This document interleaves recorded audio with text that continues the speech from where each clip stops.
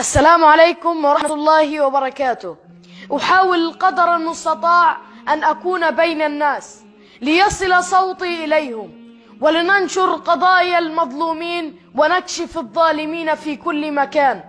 وكلما اخترعوا برنامجا للتواصل أحاول الدخول إليه لعلني أوصل الرسالة. وبنصيحة أحد الأحباب قال لي شارك في برنامج التيك توك، فهو الأول حاليا وصوتك سيصل بشكل أكبر. سمعت بالنصيحة ودخلت، ويا ليتني ما دخلت. أقسم بالله إنني صدمت مما رأيت، وبكى قلبي على ما شاهدت.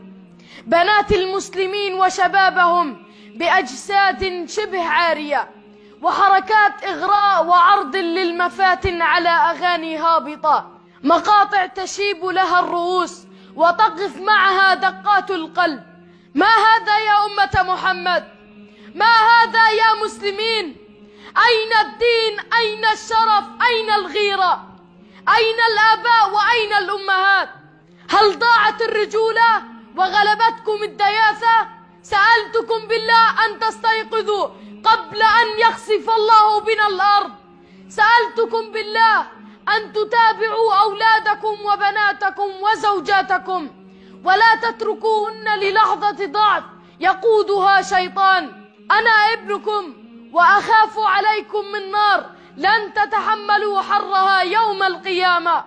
وأسأل الله أن يحفظ بيوت المسلمين من أيادي كافرة تريد هدمها بأيدينا، وأن يحفظ بنات المسلمين ونساءهم، ولا حول ولا قوة إلا بالله.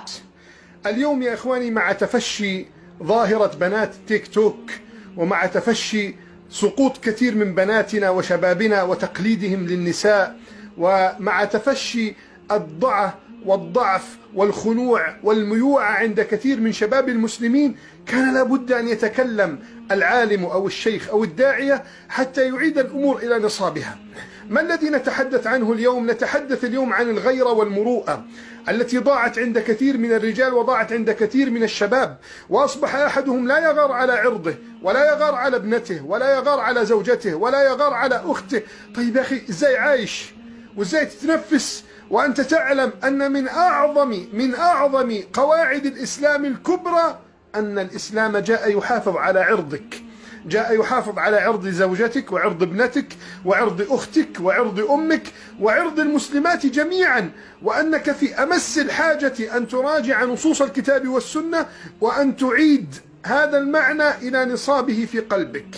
يا شيخ، وهل يعقل انه في ناس في الدنيا ما عندهاش مروءة وما عندهاش غيرة على الأعراض؟ معقول يا شيخ؟ يا أخي سبحان الله، أما ترى الأفلام والمسلسلات اليوم تزرع في شبابنا وبناتنا انه عادي المرأة تخرج مع الرجل، تتكلم مع الرجل، يجلسون على طاولة واحدة، وعادي الشاب يمد يده على البنت، وعادي يمشي مع المخطوبة. وينتشر اليوم في كل المناسبات والأفراح والخطوبات العناق والأحضان والمغازلات والأغاني والضم وأول قبلة وأول حضن. يا جماعة، هذا الذي وصلنا إليه نذير شؤم، إذ أن ربنا سبحانه وتعالى لعن الكافرين والمشركين لأنهم كانوا يرون المنكرات وما يتناهون.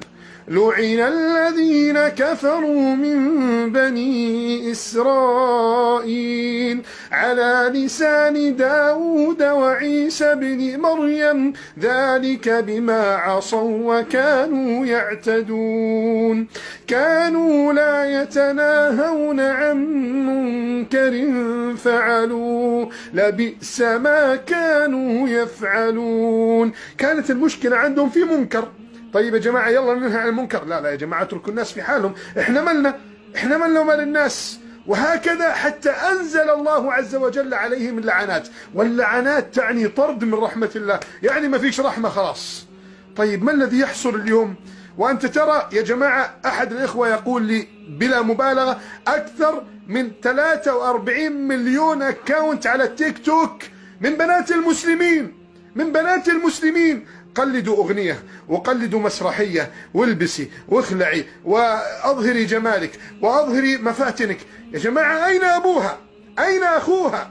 أين من يغار على عرضها؟ يا جماعة ما سمعتم أنه في الإسلام في يوم من الأيام سمع النبي صلى الله عليه وسلم جاءه رجل أن امرأة من المسلمين في سوق بني قينقاع، سوق اليهود، أن يهوديا تكلم عليها بالسوء فلم ترد عليه، فأراد أن يحرجها فيكشف عورتها، فأمسك بطرف الثوب الذي في أسفل الأرض وهي جالسة تشتري ورفعه فربطه في طرف ثوبها بالأعلى، فلما قامت انكشفت عورتها فصرخت وإسلاما، فانطلق فارس من المسلمين فقتل اليهودي، فاجتمع اليهود فقتلوا المسلم، فأقسم النبي صلى الله عليه وسلم لينطلقن إلى بني قينقاع، وانطلق النبي صلى الله عليه وسلم معه الصحابة فما تركوهم حتى أجلوهم عن المدينة مع السلامة.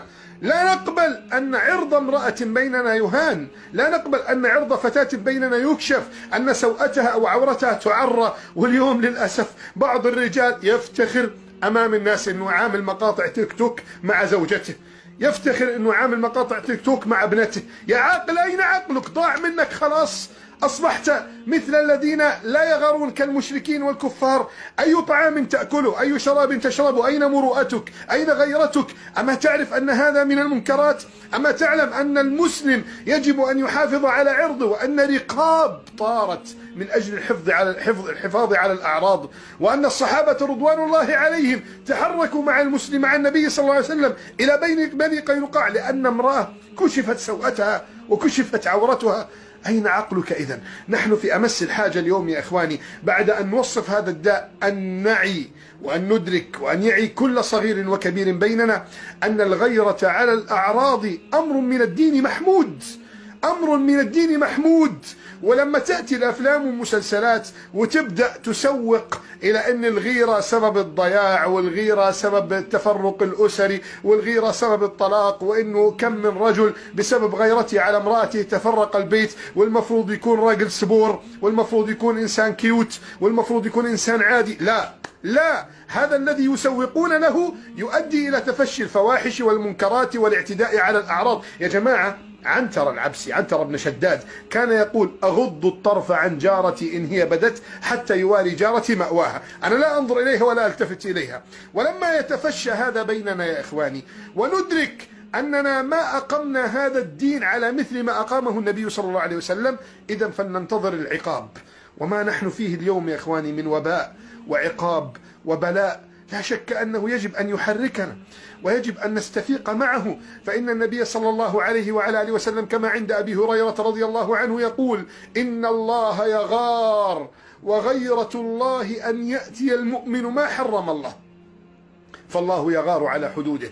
ولما قال النبي صلى الله عليه وعلى آله وسلم وهو يقص على الصحابة رضوان الله عليهم قصة الرجل الذي وجد امرأته مع غيره فقال سعد: والله لا أضربنهم بالسيف غير مصفح. فقال النبي: أتعجبون من غيرة سعد؟ والله إني لأغير من سعد، والله أغير مني ومن سعد.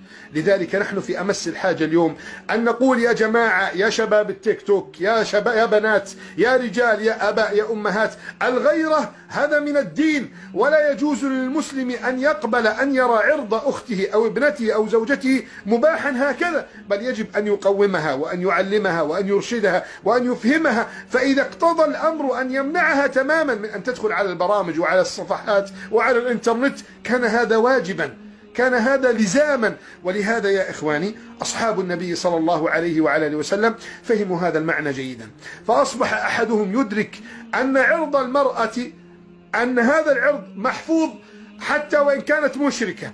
يعني لا يجوز في ساحة المعركة أن ينطلق المسلمون إلى نساء المشركين فيقتلونهم ويهتكوا أعراضهم، إلا إن كانت النسوة محاربات، يعني إلا إن كانوا يحملون السيوف والسلاح والرماح والسهام ويقذفونها على المسلمين. أما غير ذلك فلا يجوز.